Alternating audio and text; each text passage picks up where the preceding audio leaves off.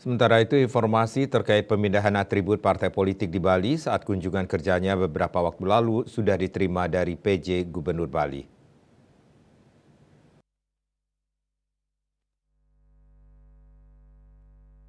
Presiden RI Joko Widodo saat kunjungan kerja di kawasan Ibu Kota Nusantara di Kalimantan Timur, dikutip dari kantor berita Antara, telah memperoleh informasi dari PJ Gubernur Provinsi Bali mengenai ada pemindahan atribut-atribut partai. Presiden menyampaikan bahwa terkait atribut partai itu, pemerintah termasuk aparatur sipil negara, TNI serta Polri harus netral.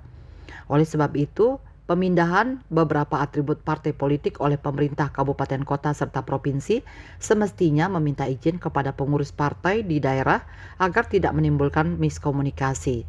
Saat ditanya apakah pemerintah daerah atau ASN di Bali yang melakukan pemindahan, pencopotan atribut partai tidak netral, Jokowi menekankan bahwa yang terpenting adalah melakukan komunikasi dengan pengurus partai di daerah. Sedangkan apabila atribut partai melanggar aturan daerah dan merusak tata kota, Presiden Jokowi menyebut hal itu merupakan urusan dari pemerintah daerah.